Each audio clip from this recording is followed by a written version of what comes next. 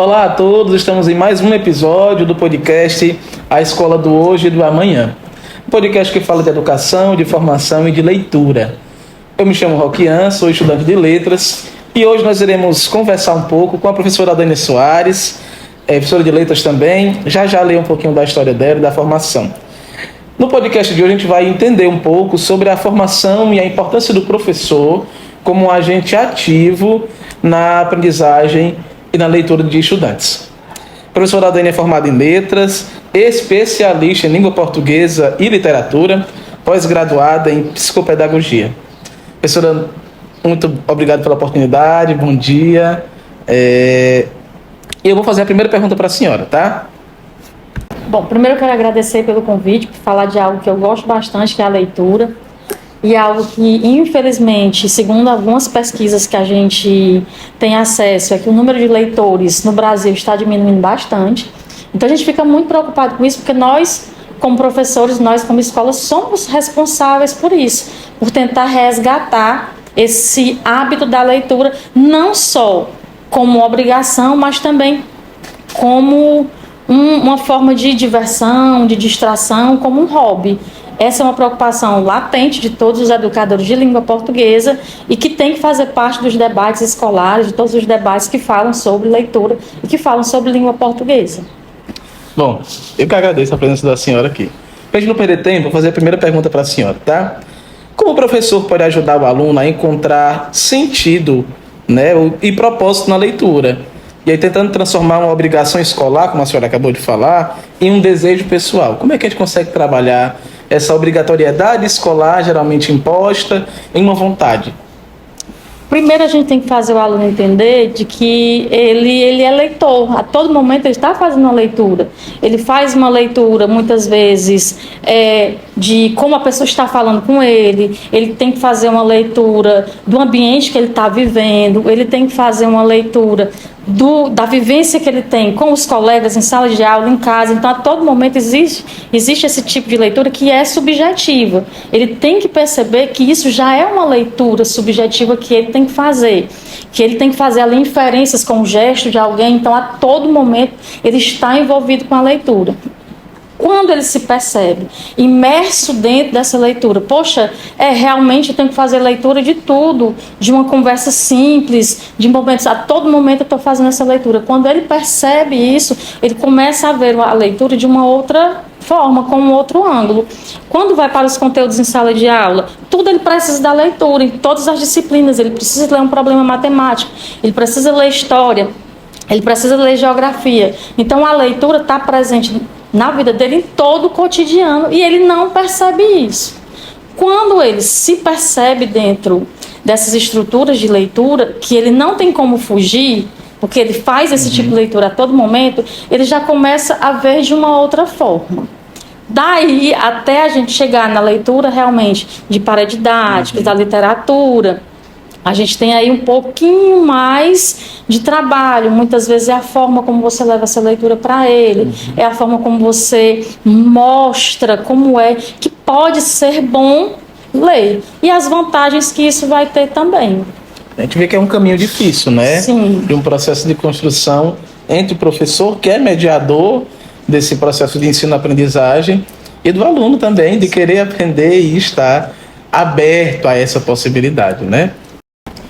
Bom, Aldênia, nessa perspectiva de o aluno querer, de o aluno ter a possibilidade, o professor ser essa ponte entre a aprendizagem e o querer do estudante, que estratégias práticas, o professor mediador pode usar para lidar com o aluno que se declara não leitor? Ou seja, é um desafio grande, né? Como é que você, como professor, vai destravar ou tirar essa visão de que o aluno diz, professor, eu não sei ler? Bom, primeiro a gente tem que perceber o seguinte: o professor, ele gosta de ler? Porque não é porque eu sou professora que significa que eu gosto de ler. Não é porque eu dou aula de língua portuguesa. Dar aula de língua portuguesa significa que gosta de ler. Não necessariamente. E nem a maioria dos professores de língua portuguesa gostam de ler. Mas quando você é um professor leitor, fica menos difícil você tentar envolver o aluno nesse processo. Então, o que é que eu particularmente faço?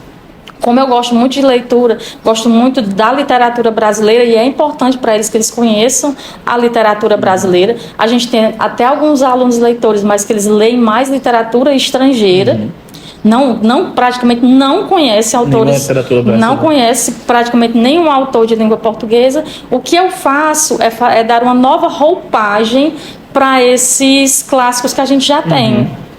Então, quando eu vou falar de um livro que eu já li, então eu vou dando ali a minha cara. Por exemplo, quando eu vou falar de Dom Casmurro, eu vou falando ali sobre o Bentinho, que é um homem que era predestinado para ser religioso, mas de repente aquela amiguinha que está sempre ali com ele, de repente está ali, tem um beijo. E o que vai acontecer com eles dois? E a Capitu sempre por ali perto e aparece aquele amigo. Mas será que é amigo mesmo? E eu vou tentando trazer ali para a realidade deles. Poxa, tu não tem não um amigo que é assim? Tu nunca teve um amiguinho que estava sempre ali junto contigo e de repente eu vou tentando trazer de uma forma mais parecida com o que eles vivenciam. Quando eu falei de José de Alencar, por exemplo, que eu trago a Iracema, né? Olha aqui, gente, a Virgem dos Lábios de Mel. Que lábios são esses? Carnudos, como brilhosos, como seria? Então eu tento trazer de uma forma que aproxime mais a eles essa literatura, esses textos que são tão distantes da realidade deles, com vocabulário diferente, que é muito difícil a gente... mas são palavras que eu não conheço, mas aí é que está o bom de você ler. Tem coisas ali que você não entende, você conhecer, você vai melhorar o seu vocabulário, o seu entendimento das palavras. Então, eu percebo que quando eu tento fazer essa aproximação da realidade deles, eles ficam um pouco mais curiosos. Eles até dizem: professora, a senhora só dá uns spoilerzinhos, mas não diz o que vai acontecer no final. Isso aí é você que tem que ir lá e fazer a leitura. E eles ficam instigando: não, mas eu quero saber o fim. Afinal, o Bentinho, ele foi traído mesmo, professor? Diga. Não, vá lá e procure, pesquise, vá ler o livro, tire lá suas dúvidas, vá conhecer direitinho quem é o Bentinho, quem é a Capitu, e dentro dessa curiosidade, muitos acabam realmente se aproximando da leitura. Porque se a gente só falar, não, era uma indígena, ela conheceu um português, e aí pronto, eles ficam, sim, mas não atrai. Ou seja, a ideia de levar para a curiosidade, né? Primeiro, a curiosidade. Porque são situações que trazem nos livros que a gente vivencia hoje em dia. Só que como você não faz essa aproximação, dá a entender que é uma literatura chata, que na verdade não é uma literatura chata. Ela traz todo o comportamento que os adolescentes têm, que os humanos vivem aqui dentro da sociedade. Só que normalmente você não faz essa associação. Esse link, você não faz essa ligação. Então ele se sente de uma coisa muito distante, afastada, antigo. Quando eu falo do cortiço, na tua rua não tem várias casas que normalmente são essas casas da Caixa Econômica que a gente compra, tudo igual ali, né? Que a gente acha que é rico, mas a gente não é rico, não, a gente é pobre. Olha, lá no cortiço era do mesmo jeito, as casinhas lá, todas, aí tinha uma fofoqueira, tinha aquela que era danada, que saía com todo mundo, aquela coisa toda. No cortiço tem isso, e na rua que a gente mora também tem. Então, quando a gente faz essa aproximação, você percebe que você traz o menino, pelo menos a curiosidade dele pesquisar. Sim. Pelo menos o final do livro. Sim. Mas se a gente não conseguir fazer essas ligações, o que eles vão continuar lendo é só essa literatura estrangeira, que traz ali a linguagem dele, né, aqueles conflitos adolescentes. Mas, como eu disse, também tem nesses livros literários que a gente tem na literatura brasileira. A gente só precisa fazer essas ligações. Mostrar para eles que tudo que a gente está vivendo aqui, o autor já comentava que em 1800, olha o que ele colocou nesse texto aqui. Sim. Então, quando você faz essa ligação, você tenta, pelo menos, trazê-los para essa literatura. Mas, mais uma vez, eu vou frisar. Se você não é um professor que gosta de leitura, dificilmente você vai conseguir fazer isso, porque você não vai passar a verdade para ele. Você vai só ler um resumo de um livro, falar para ele, e ele vai ficar ali, não sei se você vai conseguir deixá-lo atrativo. Porque quando a gente gosta, é diferente. É diferente, porque você quer que a pessoa leia, então você fica procurando alguma coisa ali que possa aproximar para deixar assim mais próximo da realidade, deixar mais curioso, fazer mais perto. Quem está ouvindo, né? É uma linguagem diferente, mas fala de um assunto aqui que, poxa, eu já vivi isso daqui. Então, quando você faz essa aproximação, a probabilidade é que você tenha sucesso. Talvez não com 100% dos alunos, mas alguns ali você vai mexer e vai conseguir fazer com que eles se interessem pela leitura. Bom, última pergunta. A gente está falando de transformação aqui, a gente está falando de curiosidade, de instigar, e há um agente muito importante nesse processo, principalmente no século XXI e principalmente com os jovens do dia de hoje, que é a internet. E aí, Aldênia, qual é o papel do professor nesse meio, nesse mundo digital, em que menos vezes, né, os alunos observam o professor como um agente que contribui nesse sentido? Né, a gente tem na internet textos curtos, tudo explica-se, tudo é fácil demais. E aí, como que o professor media, está no meio dessa interação digital do estudante e da percepção leitora dele? Porque, assim, eu falo como um jovem, né? Mas um jovem que gosta de ler. Quando se vê numa publicação um texto curtinho, dá até para a gente ler, né? E aí, quando a gente vê textos um pouco maiores, aí já tira a vontade, a percepção da leitura. Por isso que as imagens hoje tornaram a forma de comunicação mais fácil. Mas assim, como instigar essa leitura no meio, colocando o meio digital nesse sentido? Olha, assim, é tão complicada essa discussão, porque quando você propõe para o jovem fazer a leitura, como muitas vezes eu faço nas minhas aulas de literatura, e você diz, mas o livro é caro. Não, mas tem PDF, você pode baixar no seu celular. Não, no meu celular não quero ler, não. No celular não gosto de ler, não. Eu queria ter o livro, eu queria pegar o livro. Então, assim, né? Aí, né, você fica, é um pouco paradoxo. Sim, mas a gente percebe isso, que quando é uma obra realmente literária que ele se interessa, ele não quer mais o auxílio da tecnologia. É como se, assim, para ele a tecnologia serve para alguns trabalhos, alguns aplicativos para fazer alguns trabalhos, para diversão, mas para a leitura mesmo eles preferem o livro impresso, o livro que ele possa pegar, tocar, talvez até sentir o cheiro das páginas.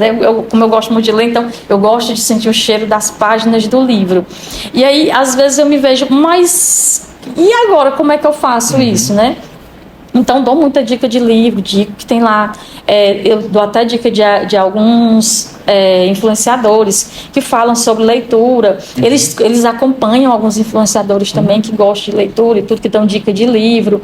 Mas, assim, eles não acham que é uma ferramenta que eles possam usar de forma realmente instrutiva e significativa para a leitura. Puxa. Quando eu falo nisso, eles dizem, tem na biblioteca? Porque eu sempre digo, eu falo de um livro, aí, tem na biblioteca. Então, se eu falar de alguma obra, eu já perguntei na biblioteca, professora? Porque é como se o equipamento tecnológico não suprisse essa necessidade da leitura. Que aí a gente fica, poxa, mas tem tanta coisa lá gratuita, mas o que eu percebo dessa geração é que essa ferramenta não vai ser usada para isso. Eles querem realmente o livro físico. É a ideia de não conseguir acessar todo mundo, não, Daniel, mas aqueles que a gente consegue acessar, ter a possibilidade de fazer com que esse jovem sinta-se pertencente nesse caminho da leitura, do entendimento, porque a leitura é um processo de revolução também. Ler é um processo revolucionário, né? Além da capacidade de leitura e de alfabetização, mas a leitura é uma arma, a gente pode dizer assim, revolucionária, né? Sim, e principalmente quando eles percebem isso, de que um livro escrito em 1890, ele pode ser totalmente atual com o que a gente está vivendo hoje, com situações simples do cotidiano, até situações mais complexas. E eles percebem isso. E o que eu percebi esse ano, especificamente, é os meninos procurando as literaturas que eu vou citando para eles. Falo de um personagem, eles estão aqui, falo de um livro, eles vêm na biblioteca. Vi muitos meninos com livros, vi meninos, professora, eu li o livro, eu achei isso, e eu poxa, que bom despertar isso nos meninos, porque normalmente os meninos são mais dispersos para a leitura, a gente vê mais meninas mais engajadas. Então, perceber isso é muito gratificante para o professor. E assim, sem falar nos benefícios que todo mundo sabe da leitura, melhora o vocabulário, a interpretação e tudo. E além de tudo, é perceber que o livro agora também é uma distração para eles.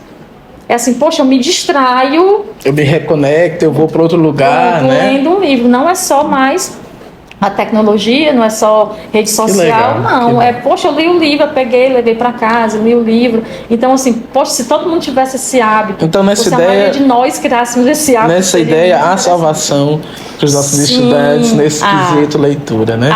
Assim, é um grãozinho aqui, outro grãozinho ali. Quem a gente puder ir conquistando é sempre importante, muito importante. Bom, chegamos ao final do nosso podcast. Queremos agradecer ao Dênio. Obrigado, Dênio, por participar. Dênio é uma amiga querida, uma pessoa que eu me baseio muito nos meus estudos dentro da área das letras, porque é alguém que tem muito para tirar, viu, Dênio? Então, obrigado por ter aceito o convite. Obrigado a você que está assistindo. Muito obrigado. Fique aí próximo, tá bom? Nosso próximo podcast da Escola do Hoje e do Amanhã. Obrigado, até mais.